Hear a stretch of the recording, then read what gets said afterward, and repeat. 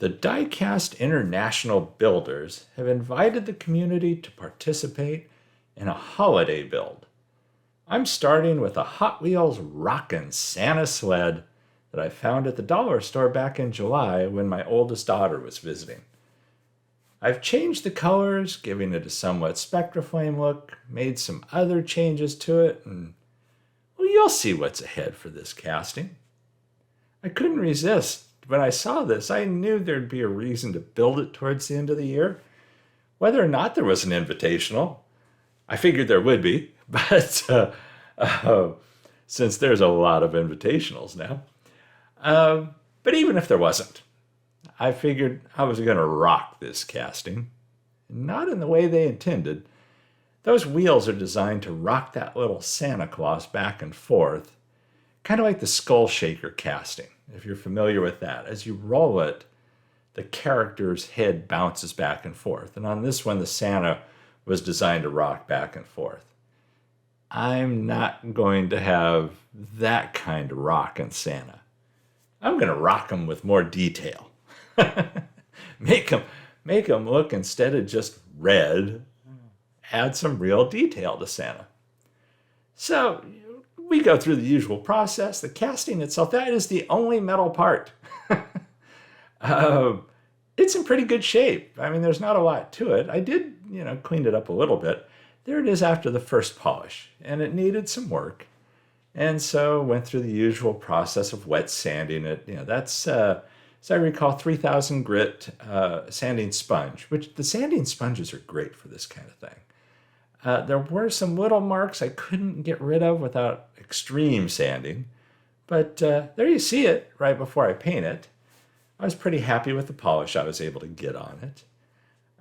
As far as painting it, I went with the Krylon Stained Glass summer green paint, and then hit that with Minwax fast-drying polyurethane clear gloss. And you'll have to wait to see the results. That center section there is plastic. It was heavily chromed. And little did I know, it took 24 hours of soaking for this chrome to completely come off in the Super Clean. The fresh batch is Super Clean too. But little did I know the problems that thing was going to give me. There you see Santa. And yeah, it needed to be cleaned up. The back of his cap was attached to his back. And so I took a file and created some separation and gave him a little more detail, made things look a little smoother. There you can see now there's a gap between the back of his cap. And then I decided this time I'm changing to Redlines. So yeah, I thought about adding the little fin to make Santa rock back and forth as the wheels turned. And then I thought, now that's a stupid idea. So I don't need this Santa rocking back and forth. That's just asking for trouble. So I popped this thing over to Redlines using the 3D bearings, the 3D printed bearings that I've created. And you've seen me use these in several builds now. I think I finally have them in the final STL file that I'm going to do. When you print it, there are some variations in the fit. But right now it works perfectly with pins. They can somewhat recess into the bearing itself. They fit the red lines pretty well. I've only had one be loose, and it was a particular bearing, so I have to assume it was some kind of variation on that printing. But they work pretty well.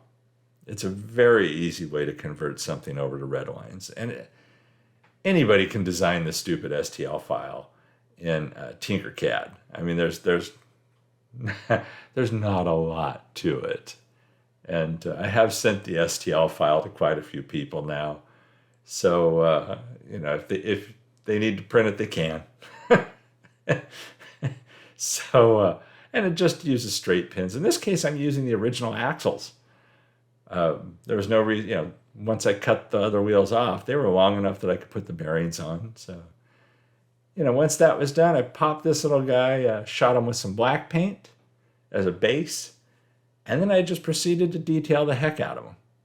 And, there's like a first coat, and, it took a few coats to get what I wanted. This is using a wide variety of paints. I'll show you those here in a second. But, I kind of got them where I wanted them to be. Yeah, there's the collection of paints that went into that, just detailing the little Santa. And here you see where I ended up. Yeah, he does have his racing goggles on too. All that detail's on him. It's just tough to see the way they cast him, and then they don't do anything with it. They put the detail there and that's it. So it's fun picking those details out. This darn plastic section. After the chrome came off, I shot it with white lacquer and then went over it with white clear, and it just bubbled. It created all kinds of problems. So I had to strip the paint off, which, as any of you have done this know, with plastic, you have to be very careful. And so I threw it in the super clean, got the paint soft, scraped some of it off just with fingernails, just by hand scraped some of it off. Then I actually threw some citrus strip on there, brushed it on, watched it very closely, and just softened up the rest of the paint, got it off, washed it thoroughly, then hit it with the white lacquer again. And as you can see, this time it actually worked well. And what you see here is it's supposed to be, or should be, a see-through section of the sled.